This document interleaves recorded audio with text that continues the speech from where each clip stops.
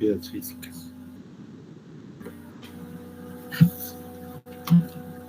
Ya continuando con las propiedades físicas de las rocas, hay un ensayo acá de propiedades mecánicas, que es la medida de velocidad de las ondas elásticas del laboratorio, como un parámetro importante en la calidad de las rocas. ¿Ya? Para eso, en este texto está un poco más abajo.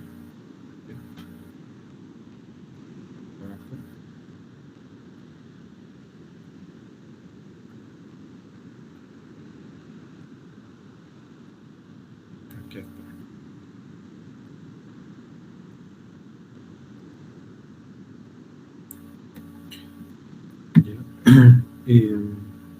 Bueno, en la clasificación de las rocas se pueden clasificar de esta manera, de forma general, que no es muy amplio. Rocas sedimentarias, rocas ígneas, rocas metamórficas son los grupos grandes. Dentro de estas rocas hay subgrupos: detríticas, químicas, orgánicas, en rocas sedimentarias, y rocas ígneas, plutónicas, volcánicas, rocas metamórficas, masivas, foliadas o con escatoidad. Y dentro de estos hay algunos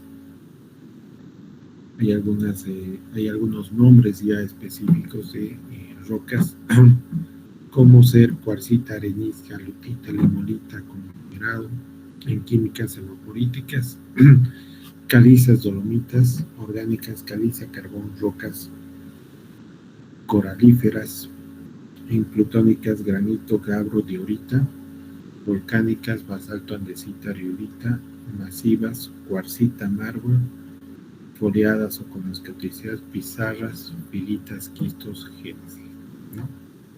Entonces, no sé si ya han visto esta parte de... Sí, ya me dijeron que vieron lo que es la resistencia a compresión simple, ¿ya? Que es un parámetro de como una rotura de cilindros, ¿ya? Que se mide la fuerza entre el área de aplicación, y este ensayo nos permite, en cierto modo, diferenciar, ¿no? Diferenciar el tipo de material que tenemos. Si se encuentra entre 0.25 a 1 megapascales, la roca puede ser clasificada como extremadamente blanda. Entre 1 y 5 megapascales, roca muy blanda. Entre 5 a 25, roca blanda. 25 a 50, roca moderadamente dura. Entre 5 a 100, roca dura. Roca muy dura, entre 100 a 250, y roca extremadamente dura, ¿ya? Para tener una idea de esta clasificación entre blanda y dura, acuérdense que en el hormigón creamos cilindros de hormigón capaces de resistir 21 megapascales mínimamente de resistencia a compresión a los 28 días, ¿no? Resistencia simple a compresión a los 28 días. Entonces vean que un hormigón de 21 megapascales sería clasificada como una roca blanda. Una roca blanda. Existen rocas moderadamente duras que pueden tener el doble de resistencia que un hormigón de 21 megapascales. Dura, que puede llegar a 100 megapascales, ¿no? De 21 a 100 hay muchísimo. Y hay otros que son muy duras, que llegan incluso hasta 250 megapascales. Y hay otras rocas extremadamente duras que su resistencia a la compresión está por encima de los 250 megapascales, es decir, 10 veces la resistencia de un hormigón normal, vamos a decir, ¿ya? ¿Esto existe en la naturaleza? Sí existe en la naturaleza. No son tan comunes las extremadamente duras, pero sí existen, ¿no? Podemos toparnos con rocas duras, rocas moderadamente duras, ¿ya? Una forma de tener una,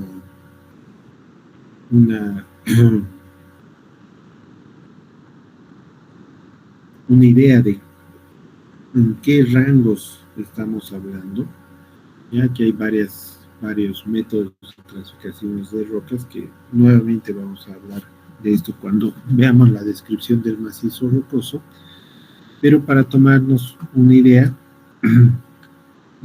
aquí ya hay algunos ejemplos que nos habla de la lutita, limolita, ya, sal, carbón, marga, pero principalmente lutita y limolita, ya. Estos dos, sobre todo la lutita, un momento, por favor.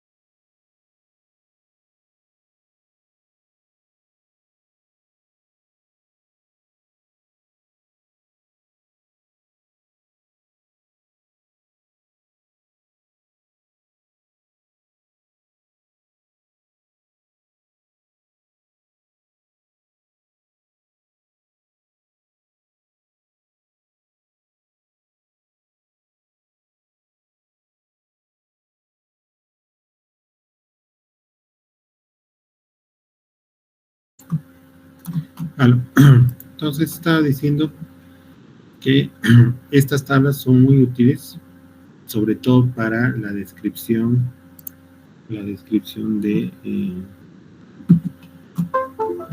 algunos tipos de roca, ¿no? Llama la atención lutita. Lutita es un término muy utilizado para la descripción de, sobre todo, rocas blandas, ¿no? Pues sedimentarias. Ya rocas duras, podríamos hablar de rocas metamórficas, granito, mármol, rocas ígneas de alta y muy alta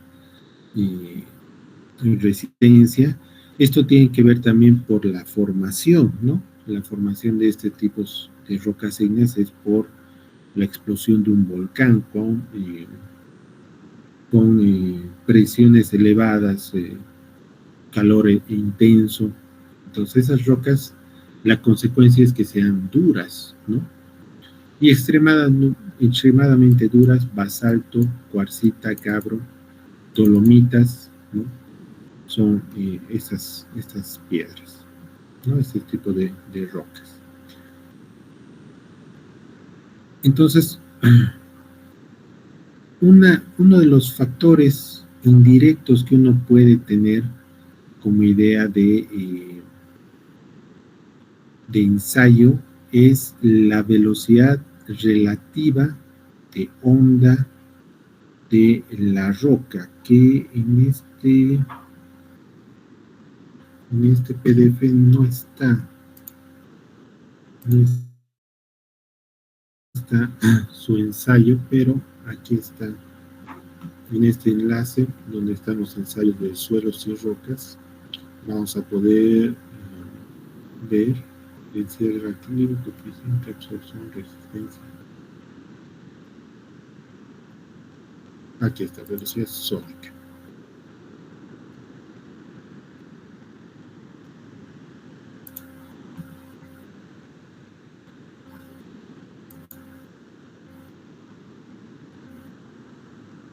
¿Ya? ¿Cómo se hace? Se obtiene muestras de roca, ¿ya? De longitud o de testigos de una longitud conocida, ¿ya? Para eso se hace uso de un extractor de muestras de roca o de perforaciones que hacen a través de un campo, ¿ya? Esto lo vamos a ver más adelante. Pero cualquiera de estas dos nos hacen posible extraer una probeta, un testigo de roca de una longitud conocida, ¿ya? De una longitud conocida. A esta probeta se le colocan dos receptores y se mide o se induce a que uno de estas receptores sea un emisor de una señal, de una onda, ¿ya? Y la otra sea el receptor. Entonces, la idea es medir la velocidad que tarda una onda elástica en recorrer esta roca, ¿ya? La velocidad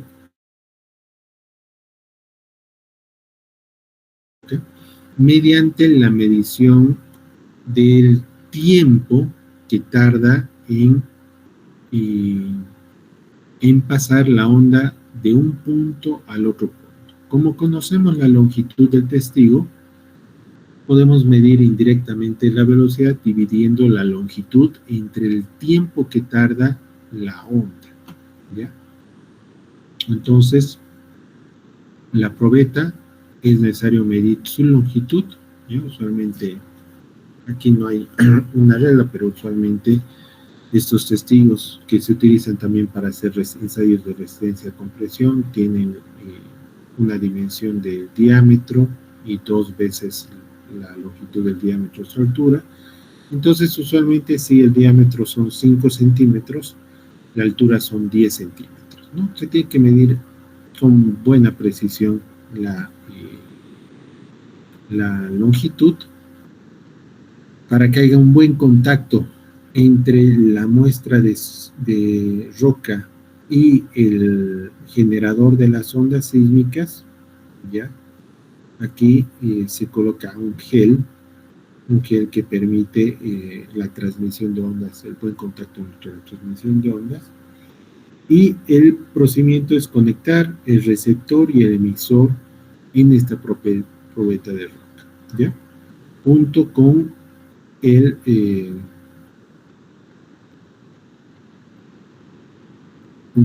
generador del impulso y con el medidor del tiempo, ¿no?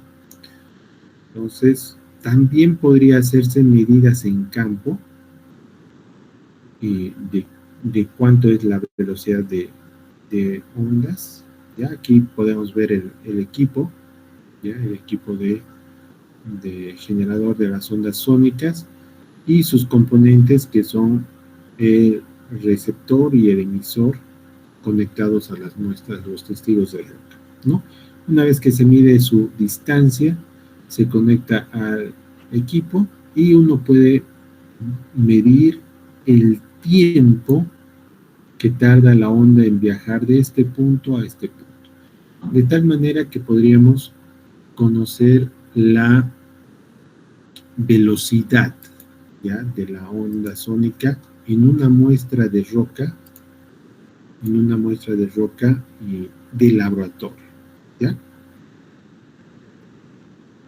Entonces,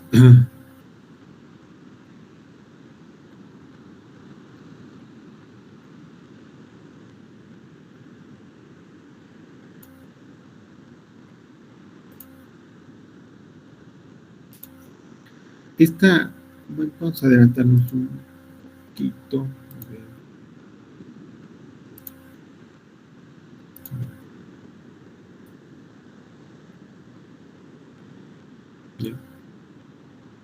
Las rocas presentes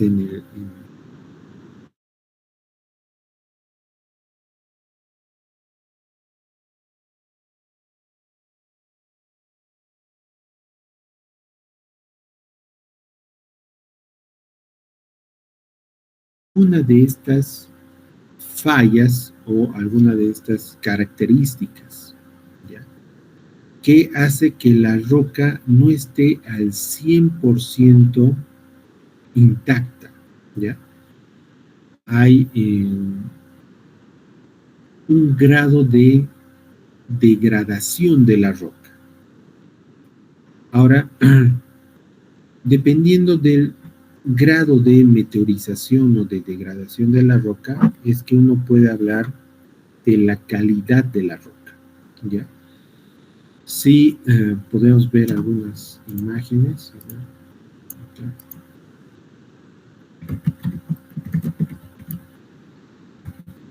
Meteorización de las rocas.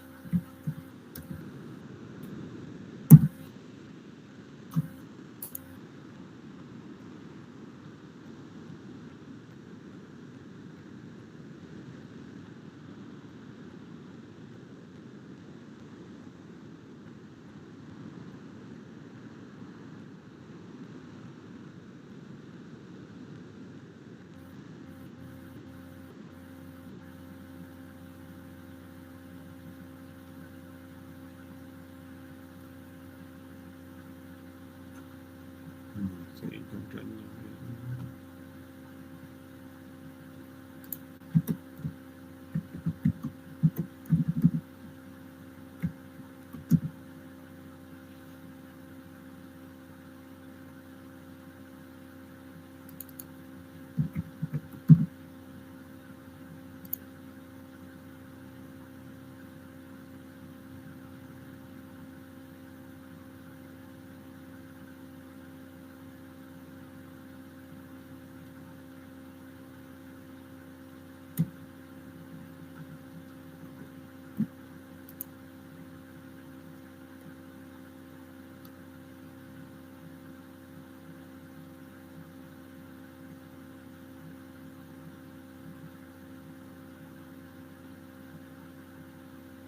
Bueno, este sería un ejemplo de la meteorización de rocas, ¿ya? Producto del clima, ¿ya? Las rocas al estar expuestos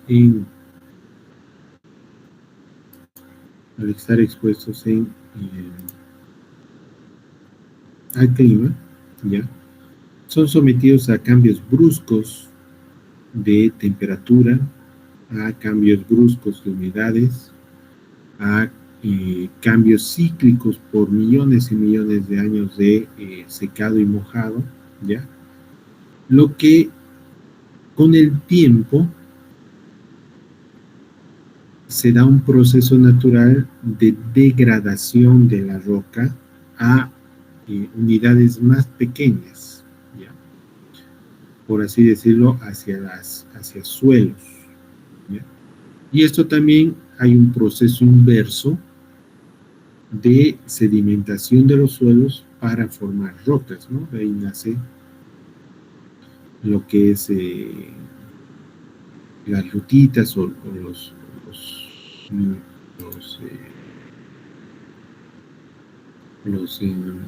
o los suelos formados a partir de suelos, ¿no? Puede haber distintos tipos de meteorización, como dice acá, meteorización mecánica, meteorización química, meteorización biológica. Todos estos cambios o tipos de meteorización hace fragmentar a la roca sana en pedazos mucho más pequeños, ¿ya? La meteorización mecánica es el uso o agentes que directamente afectan a la formación de la roca, ¿ya? Meteorización química, el tema de las temperaturas, y incluso hay una meteorización biológica. Hay plantas que se forman dentro de la roca. Las raíces se insertan en las rocas y poco a poco van presionando a la roca hasta que se vuelva más pequeña, ¿no? Entonces, de acuerdo a esto, el, el,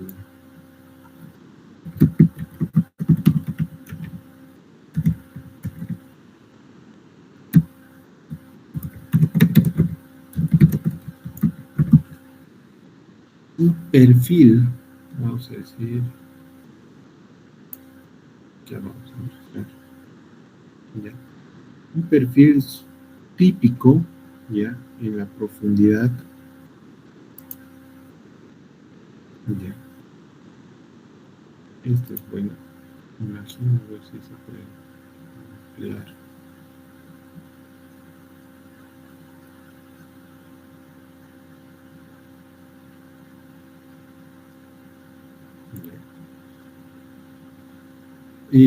Podemos tener el caso de tener un material rocoso desde la superficie, ¿ya? Donde la roca esté a la vista, ¿ya? Pero usualmente lo que pasa cuando la roca está a la vista, la parte superficial, la que está en contacto con el clima, la que está en contacto con la superficie, tiende a mostrar un proceso de meteorización natural porque está expuesta a cambios de temperatura, a cambios químicos, a problemas biológicos, ¿no? Se pueden formar raíces, plantas, ¿no? Y poco a poco la parte superficial como que se va deteriorando o desintegrando, ¿ya? ¿Cómo se observa en estos ejemplos, ¿no? Ahora, puede haber otro caso en el cual esta meteorización sea muy pobre y veamos vestigios de la roca todavía en proceso de meteorización, ¿no? Pero ya cuando ya pasó muchísimo tiempo y en la mayoría de los suelos presenta este perfil que es un perfil de suelo meteorizado hasta una cierta parte donde ya se encuentra la roca sana o roca madre, ¿ya? Entonces, el perfil del suelo depende de cuán meteorizado está o qué tan profundo está la roca meteorizada, ¿ya? Hay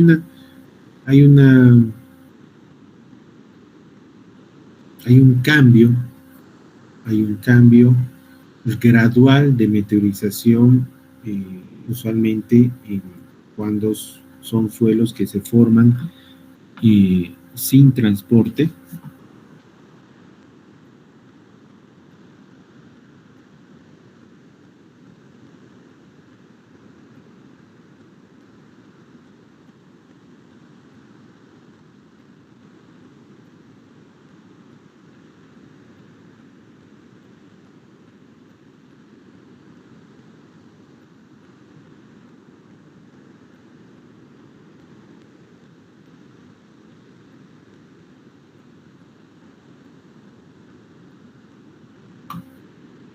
¿Ya? Entonces, uno de los temas importantes para poder medir este grado de meteorización o grado de grado de meteorización o grado de calidad de las rocas, ¿ya? Es a través de la velocidad relativa, ¿ya? La velocidad o el índice de velocidad relativa, ¿ya? Este índice de velocidad relativa está definido con el cuadrado de la velocidad de campo entre la velocidad del laboratorio de la roca, ¿ya? El laboratorio la velocidad del laboratorio de la roca es medida a través de este ensayo sónico, que como ustedes pueden ver es de una roca sana,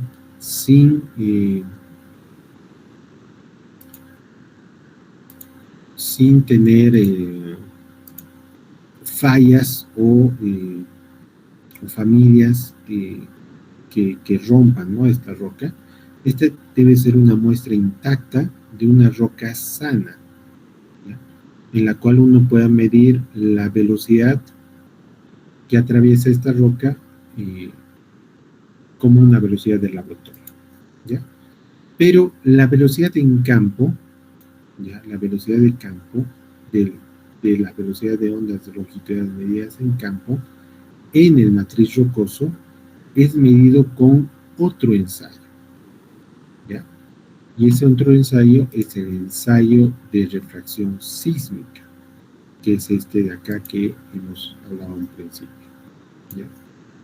Una vez tenido esos dos, se puede describir, ¿ya? Se puede describir la calidad del macizo rocoso de acuerdo a esta tabla, ¿ya? Si la relación de la velocidad de campo entre la velocidad del laboratorio al cuadrado es mayor a 0,8, la calidad de la roca es muy buena, ¿ya? Es decir, que la roca es casi intacta, no tiene muchos quiebres, muchas familias, muchas esquitosidades, no está tan meteorizada. En el otro extremo, si la relación es menor a 0,2, la calidad de la roca se califica como muy mala. Tanto así que podríamos pensar que la roca ya estaría a un paso de formarse suelo, que se desintegre, que la parte cementante que hace la diferencia al suelo ya se está desintegrando y su comportamiento sería más como un suelo, ¿ya? Y el rango intermedio, ¿ya? Acá se habla también de relacionar esto con el parámetro RQD, ¿ya? El parámetro RQD es un tipo de clasificación de la calidad del macizo rocoso, que ese es el siguiente tema, ¿ya? Ese es el siguiente tema.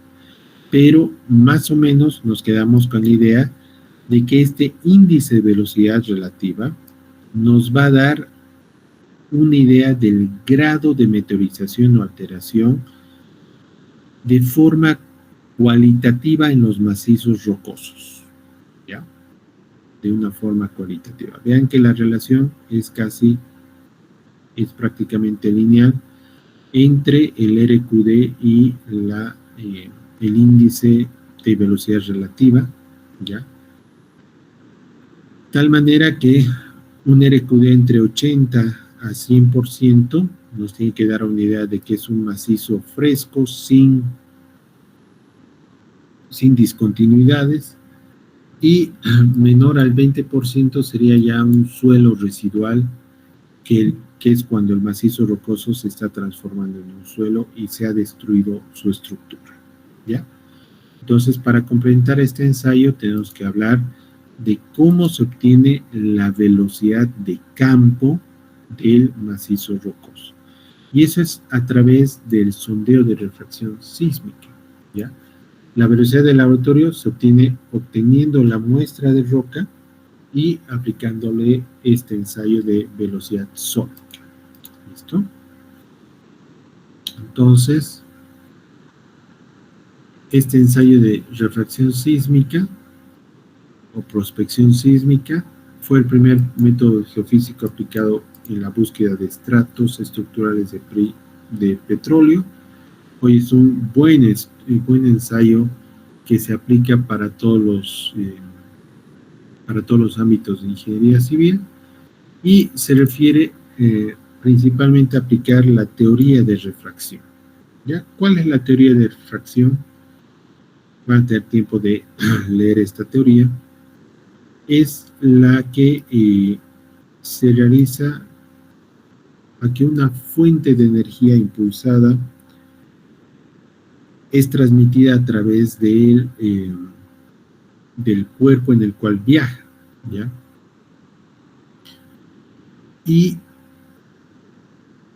como en este ensayo, la teoría de medir velocidades trata de colocar una onda que genera un emisor que genera una onda y medir con un receptor cuánto tiempo tarda en una distancia definida, ¿ya? En una distancia definida. Pero acá hay que tomar en cuenta lo siguiente, ¿ya? En el campo, ¿ya? En un terreno natural como es en este caso, vean, un terreno al aire libre, donde se quiere conocer la estratigrafía por debajo de esta, ¿ya? De esta superficie, es necesario tener los receptores, ¿ya? Los receptores que van a escuchar a la onda. A estos se llaman geófonos. Un momento, por favor. Ahorita vamos.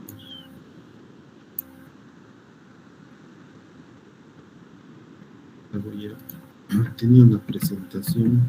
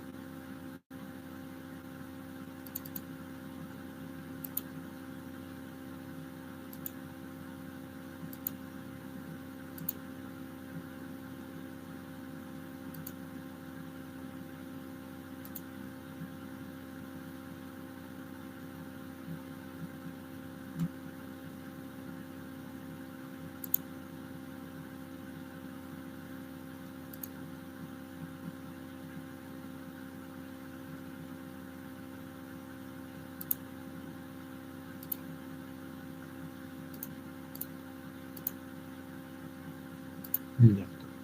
Esta es la presentación.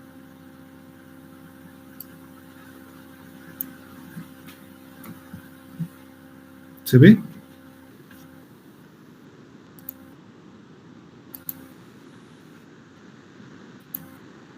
Ya. Ya. Entonces, cuando tenemos un terreno y queremos conocer qué tipo de suelo o dónde está la roca por debajo del terreno para poder tener la velocidad de campo, ¿ya? Es que necesitamos realizar o tener en campo la siguiente configuración. Geófonos, vamos a denominar a los receptores que van a escuchar la onda, ¿ya? Separados,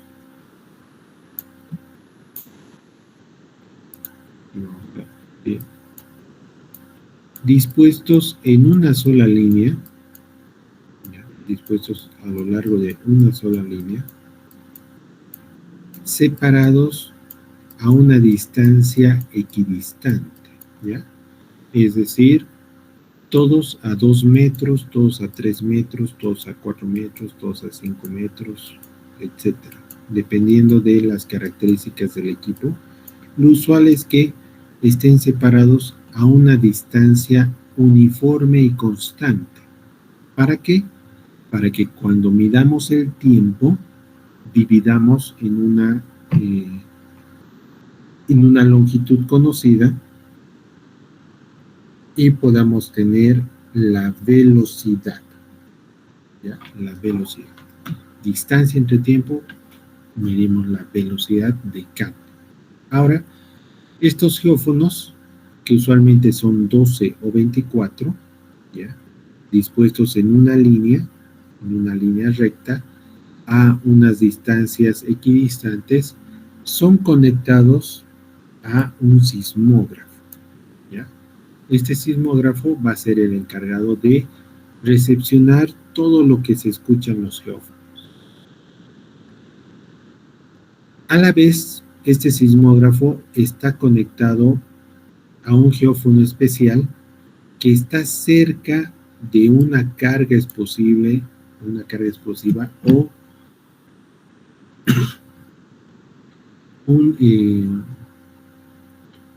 un golpe que genera onda, ¿ya? ¿Cuál es la idea? La idea es que nosotros generemos una onda en este punto, ¿ya?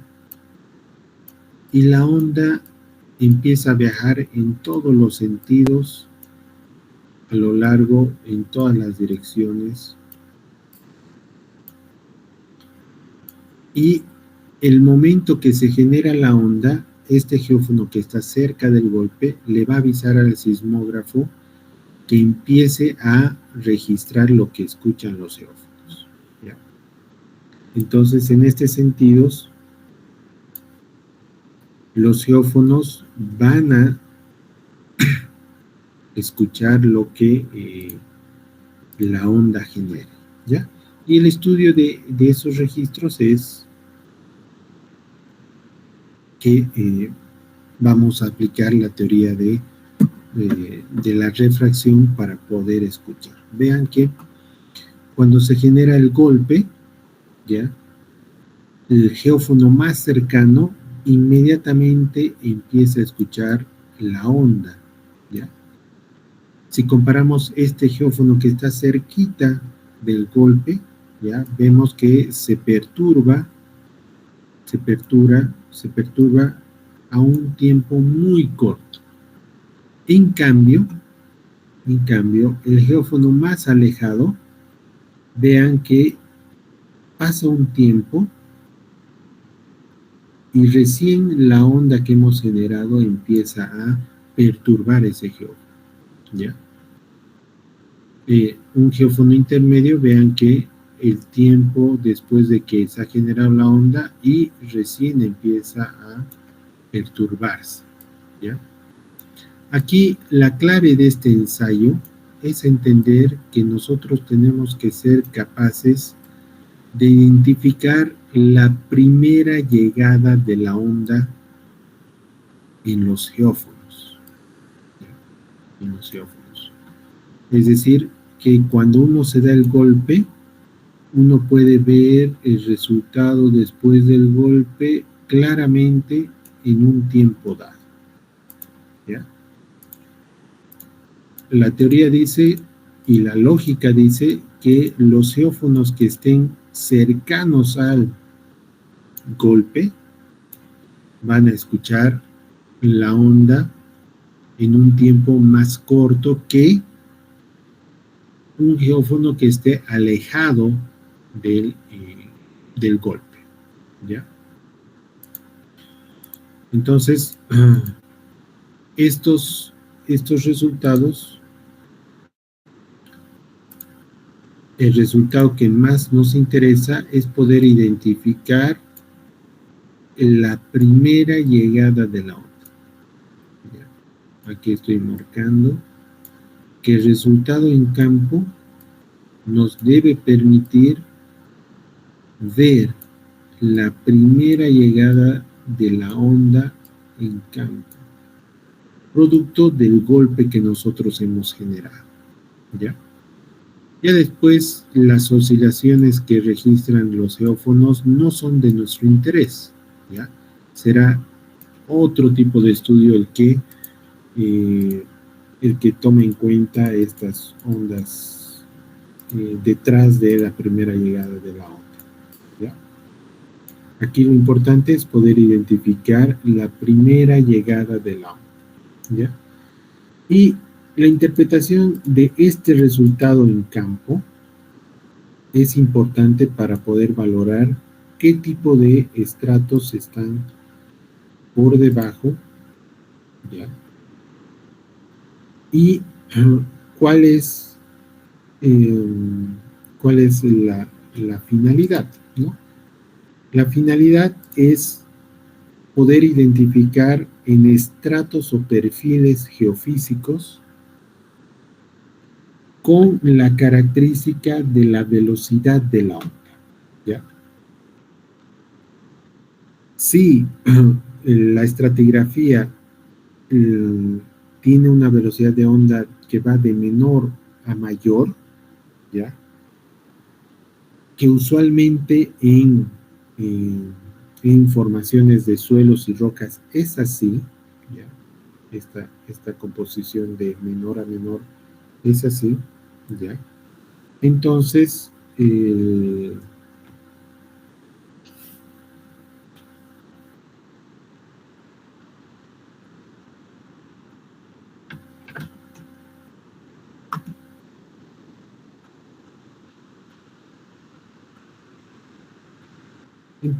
aquí se aplica una teoría que es llamada la refracción, ¿ya? La refracción de las ondas, para poder identificar y hacer las ecuaciones necesarias para poder encontrar no solamente la velocidad de estos estratos, sino su profundidad, ¿ya? Y para esto hay que hacer ciertas suposiciones. Cada estrato dentro de la secuencia estratigráfica es isotrópico con respecto a su velocidad de propagación. Es decir, que la velocidad es constante en todo este estrato. Que las trayectorias de los rayos que componen los segmentos son en línea recta. Esa es una suposición válida para resolver estos temas. Cada estrato inferior tiene una velocidad más alta que el estrato que suprayace. Es decir, que la velocidad 1 que representa el estrato 1 es mayor o es menor que la velocidad 2 y a la vez es menor a la velocidad 3, y si hubiera una velocidad 4, igual esta es mayor que las anteriores, ¿ya? Entonces, para poder interpretar el resultado, ¿ya? Vean que tenemos la configuración de distancia de los geófonos versus la primera llegada de onda, que trasladado a un resultado, esto se puede trasladar a una gráfica llamada gráfica de la distancia versus el tiempo,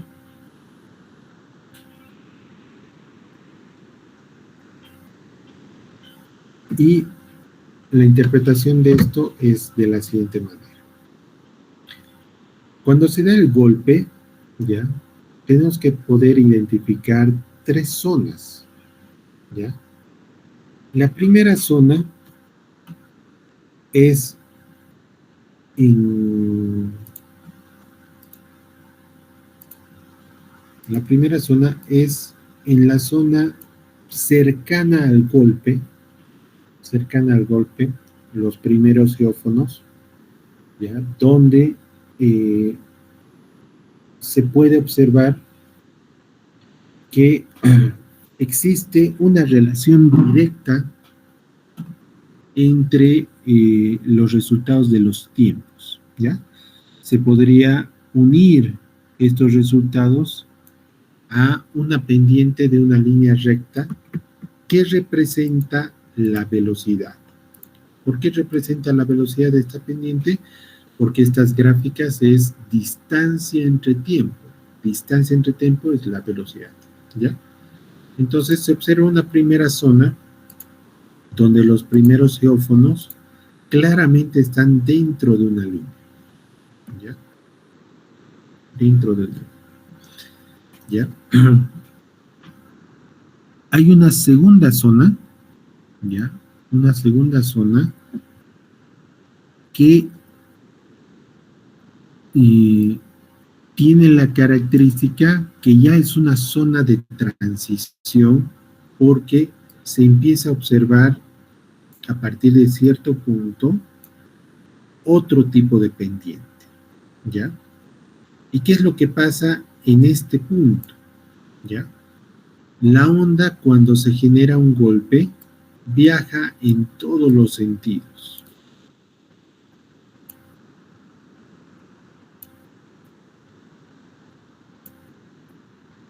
¿Ya? Y como este golpe lo hemos generado en el estrato 1, pues hay unas ondas que van casi horizontales, ¿ya? Que van casi horizontales, que van directamente hacia los geófonos. Se ve esto en estos primeros geófonos, que son la lectura directa de la velocidad de onda que existe en el primer estrato, porque son ondas directas desde el golpe al geófono. Hay una segunda zona donde existe también la velocidad directa de esta onda a través de la velocidad onda, ¿ya? Pero existe el fenómeno de refracción. ¿Cuál es el fenómeno de refracción? Que una de estas ondas, que va en todas las direcciones, choca a lo que es la interfaz entre la velocidad 1 y la velocidad 2. ¿Ya? Y el fenómeno de refracción, ¿ya? Ocurre el fenómeno de refracción. ¿Qué es este fenómeno de refracción? Que esta onda que viajaba a una velocidad 1, que choca con un cierto ángulo específico, refracta, ¿ya? Refracta en la intersección, en esta zona, de la velocidad del estrato 1 y del estrato 2. Y aquí la onda viaja con la velocidad 2 y no con la velocidad 1. Es decir, que si el estrato 2 es un estrato más competente, menos meteorizado, una roca más sana, tiene una mejor velocidad, ¿ya? Y esta refracción a la vez empieza a emitir ondas refractadas a la superficie, ¿ya? Y claro, llega un punto, ¿ya? Llega un punto en que en la carrera de estas ondas, a partir de este punto, ¿ya? Los geófonos empiezan a escuchar o empiezan a registrar la onda refractada y no la onda directa del estrato, ¿ya? Es así que cuando uno Cuando uno empieza a ver los resultados y los empieza a agrupar en pendientes, ¿ya? Podemos notar esta pendiente de acá, que la atribuimos no a la velocidad 1, sino a la velocidad 2, al estrato 2. ¿Ya? Entonces, con esta teoría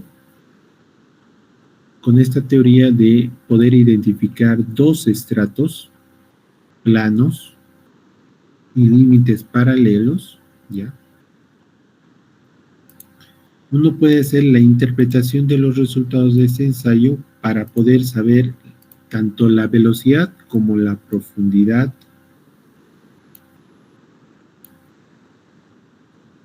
de esto, ¿ya? Se define tiempo de llegada, ¿ya? Se define el tiempo de llegada como la diagonal que va del golpe hacia el primer estrato, desde el punto A al punto B, y esta velocidad y este trayecto lo hace con la velocidad 1, por eso el tiempo es A sobre B entre velocidad 1. Luego está el tiempo de B a C, que es el tiempo horizontal, que eso lo hace con la velocidad 2, y hay una refracción, una onda que tiene el mismo ángulo de acá, que sobresale entre el punto C y D, que esto ocasiona con la velocidad 1. Entonces se define el tiempo de llegada como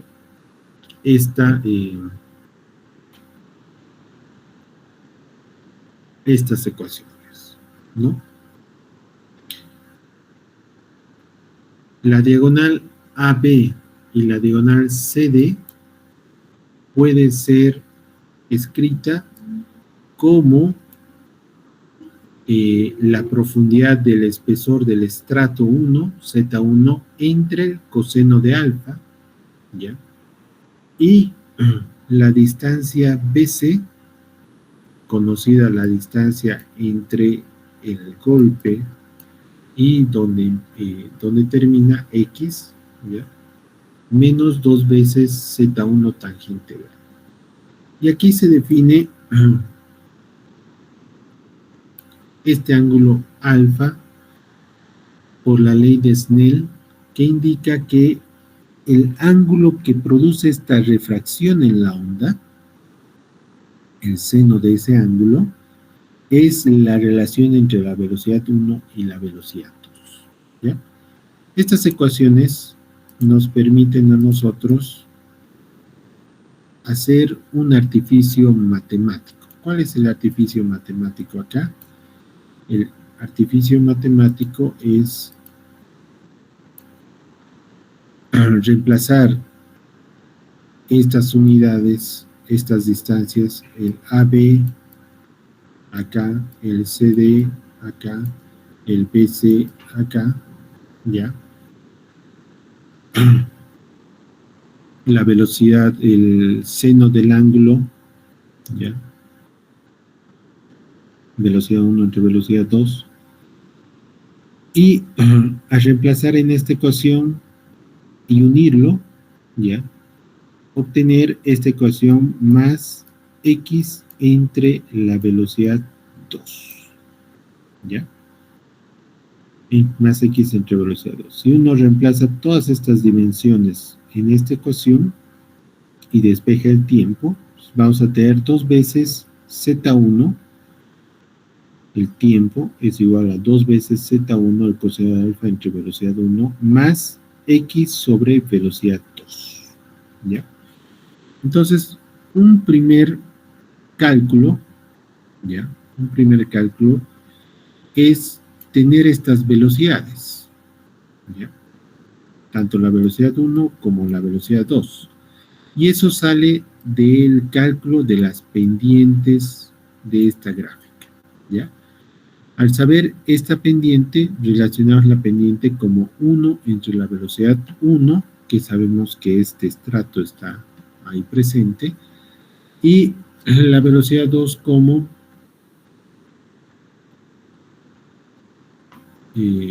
el cálculo de la pendiente 2, ¿ya? 1 entre la velocidad 2. Conociendo estas dos velocidades, podemos tener el seno del ángulo y por ende el ángulo, la velocidad 1 y la velocidad 2, ¿ya? Ahora, para eliminar este factor X, ¿ya? Lo que se hace es encontrar el tiempo de intercepción, ¿ya? El tiempo de intercepción se lo realiza haciendo que este punto o esta recta intercepte a x igual a 0, ¿ya? De tal manera que esta ecuación elimine el factor x y la pendiente 2, velocidad 2, y nos quedemos con esta ecuación de tal manera que podamos despejar Z1. ¿Ya? Sabiendo el ángulo alfa, ¿ya? Que es velocidad 1 sobre velocidad 2 seno de alfa, podemos hacer seno a la menos 1 de velocidad 1 y velocidad 2, y haciendo que esta línea se proyecte al tiempo, a la distancia x igual a 0, podemos tener el tiempo de intercepto de esta gráfica, tiempo de intercepción, para que multiplicado por la velocidad 1, que es la pendiente del primer estrato, entre 2 veces el coseno de alfa, nos dé la profundidad Z1 del primer estrato. ¿Ya?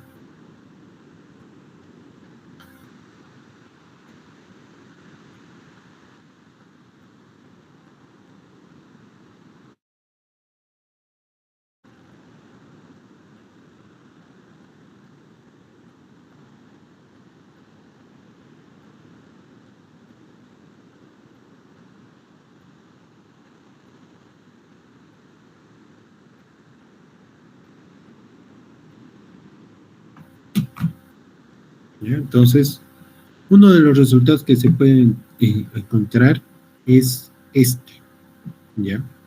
El resultado más simple de interpretación de los resultados de un sondeo de refracción sísmica.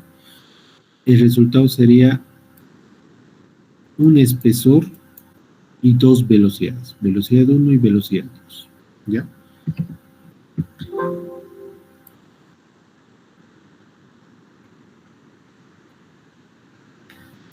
Esto con el objetivo, ¿ya? Recordemos el objetivo de comparar con la velocidad del laboratorio y a la vez tener una idea de la calidad de la roca que tenemos. ¿Ya? Este ensayo de refracción sísmica no queda ahí, ¿ya? Se puede tener muchos más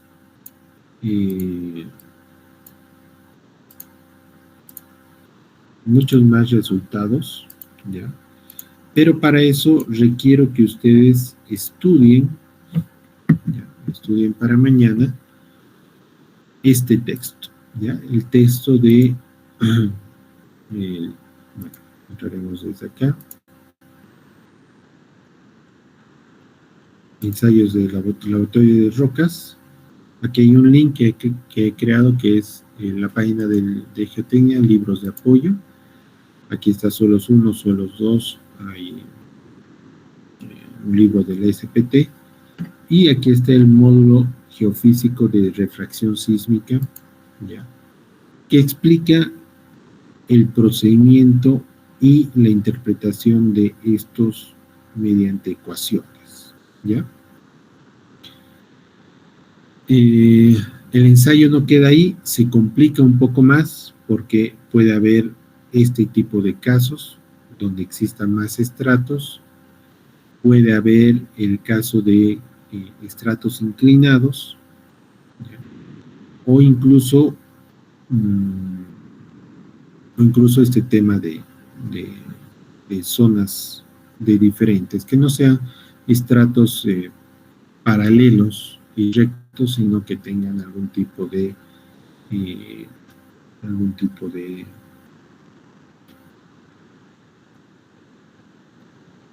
geometrías medio irregulares, ¿no? Todo esto está en este texto que se explica a detalle, que el día de mañana vamos a continuar con este ensayo geofísico, no sin antes mostrarles el equipo, ¿ya? Sismógrafo de 24 canales, sismógrafo de 12 canales, es como un cajetín que tiene una batería, para poder tener la fuente necesaria. Estos son los resultados típicos de un ensayo de refracción sísmico. Cada una de estas líneas son geófonos, ¿ya?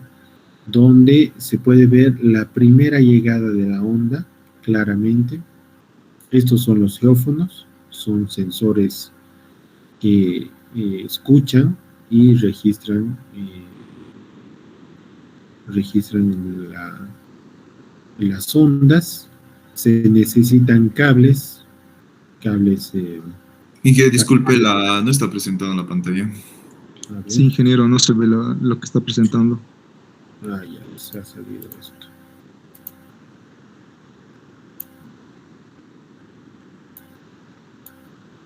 Ya, desde acá.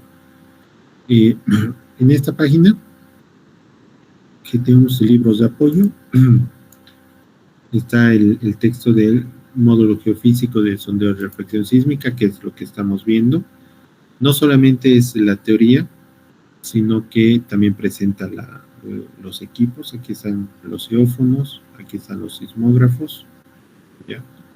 Aquí están los resultados del sondeo de reflexión sísmica, los cables necesarios para conectar los geófonos al sismógrafo, y los cables necesarios para conectar el sismógrafo con el micrófono que hace la onda, y la fuente de las ondas sísmicas usualmente puede ser a través de una placa metálica y un martillo. Incluso hay la opción de que sea un trípode con una pesa o el uso de explosivos, ¿ya? ¿De qué depende eso? De la cantidad necesaria de hacer ruido para que los geófonos se escuchen, ¿ya? Si es que no se puede observar claramente esta disposición, pues es necesario recurrir al trípode o incluso a los explosivos, ¿ya? Entonces, para el día de mañana requiero que ustedes estudien este texto para poder continuar con la exposición, ¿ya? Nos vamos a dar 5 minutos para continuar la clase, ¿ya? Gracias, en 5 minutos continuamos.